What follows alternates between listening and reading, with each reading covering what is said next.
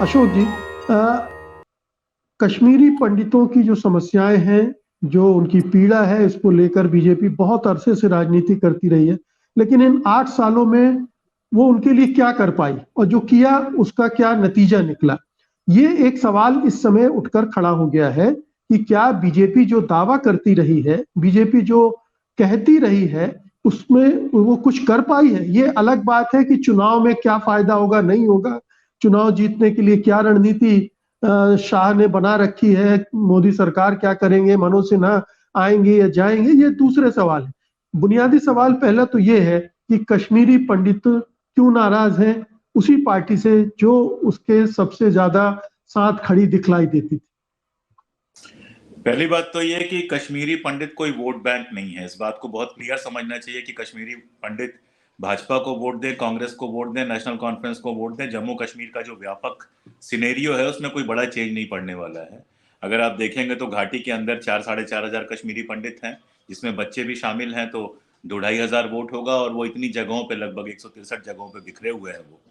तो और अगर वहां चले जाएं, आप क्या कहते हैं, जम्मू में चले जाएं, तो आप हंसेंगे लेकिन बीजेपी ने आज तक किसी कश्मीरी पंडित को टिकट नहीं दिया है किसी विधानसभा से लड़ने का। तो वो कहीं भी वोट बैंक नहीं है, तो उनके वोट से बीजेपी को कोई फर्क नहीं पड़ने वाला है। उनका जो यूज किया जाता है बाकी वोट बैंक के ध्रुवीकरण करने का, वो एक इंपॉर्टेंट चीज है। दूसरा जो आपका सवाल था, मैं उस पर आऊंगा कि पिछले 8 सालों में क्या किया है। देखिए, कश्मीर में मैंने बताया 2 तरह के कश्मीरी पंडित। जब मैं कश्मीर कह रहा हूं तो मैं सिर्फ घाटी की बात कर रहा हूं, वैली की बात कर रहा हूं। वैली में 2 तरह के कश्मीरी पंडित हैं। एक वो हैं जिन्होंने कभी घाटी छोड़ी ही नहीं, जो 90s में भी वैली से बाहर नहीं निकले, जिनकी संख्या 5,000 के आसपास है। दूसरे वो हैं कि जब प्रधानमंत्री मनमोहन सिंह के जमाने में प्रधानमंत्री पैकेज, पीएम पैकेज दिया गया था, तो उनको नौकरियों पे भेजा गया था कि आप कश्मीर के अंदर, उनके लिए नौकरियां रिजर्व की गई थी।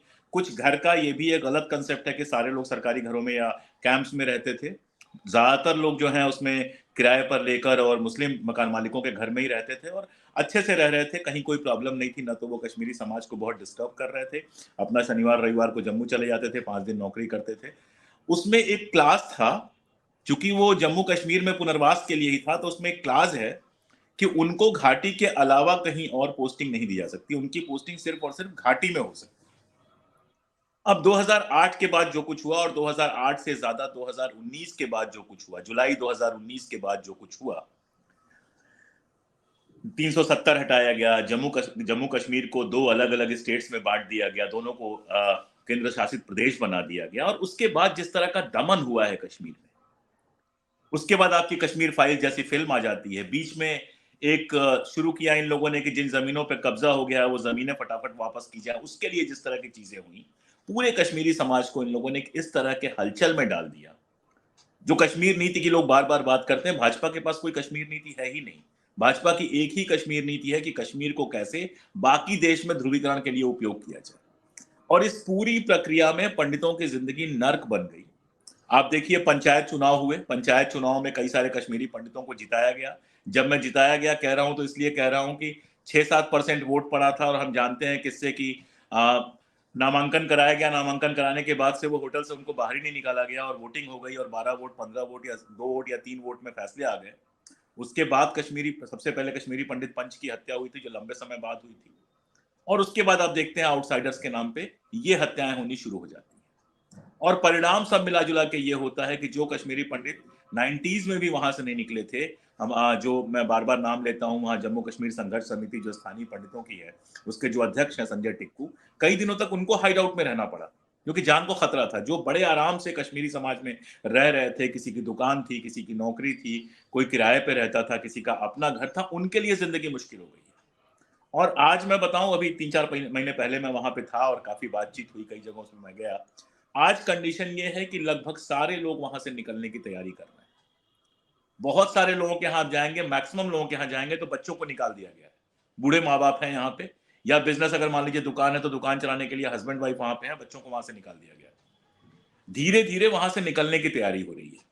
तो जम्मू और कश्मीर में 90 में भी जो पूरी तरह से कश्मीरी पंडित खत्म नहीं हो पाए थे, असल में 90 से लेकर 97 तक चला है। अगर आप देखेंगे तो जो कश्मीर से बाहर जाने का सिलसिला, ऐसा नहीं कि 90 में ही सारे लोग उठ के बाहर चले गए थे। तो जो तब नहीं हो पाया था, वो कंडीशन आज बन रही है कि कश्मीरी पंडित शायद घाटी में आपको अगर यही चलता रहा तो 3-4 साल बाद दिखाई नहीं दे। एक आखिरी बात कह के मैं मुकेश भाई बात खत्म करना चाहूंगा कि सारी सारी प्रॉब्लम इसी नुक्ते में है कि कश्मीर की प्रॉब्लम को जब तक पॉलिटिकल प्रॉब्लम नहीं समझा जाएगा, राजनैतिक समस्या नहीं समझा जाएगा, जब तक दुश्मनाना तरीके से देखना छोड़ा नहीं जाएगा, जब तक वहां के हर एक स्टेक होल्डर से बात नहीं की जाएगी और माहौल को अच्छा नहीं बनाया जाएगा, कश्मीरी पंडितों को कोई सिक्योरिटी नहीं दे सकता है। उनको जाकर उनके हमसाए वही मुसलमान होंगे जिनके बारे में लगातार आप जो है दुश्मनाना रुख अपनाए हुए हैं। उनको वहीं से सब्जी खरीदनी है, वहीं से मांस खरीदना है, वहीं से उनको दूध खरीदना है। उन्हीं स्कूलों में उनके बच्चे पढ़ेंगे जो उन इलाकों में रहते हैं। आप उनके लिए अलग से दुनिया नहीं बना देंगे। तो वहां पे वो शांति से रहना या वापस लौटना सिर्फ तभी मुमकिन है जब कश्मीर के हर एक स्टेक होल्डर से खुले दिल से बातचीत हो और कश्मीर समस्या का कोई ऐसा सोल्यूशन निकाला जाए जिसमें कश्मीरियों को भी लगे कि हाँ हमारी इज्जत है और हिंदुस्तान को भी लगे कि हमारी इज्जत है। हिंदुस्तान जब मैं कह रहा हूं तो गवर्नमेंट ऑफ इंडिया को कह रहा हूं, उनको भी लगे कि हमारी इज्जत है। और दोनों के लिए जो इस तरह का सोल्यूशन जब तक नहीं निकाला जाएगा, और आपके सवाल का आखिरी में जवाब एक लाइन में, 8 साल में कश्मीरी पंडितों का जीवन और ज्यादा नरक हो गया है। और एक बात और, सिर्फ कश्मीरी पंडितों का नहीं, सारे कश्मीरियों का जीवन नरक हो गया है।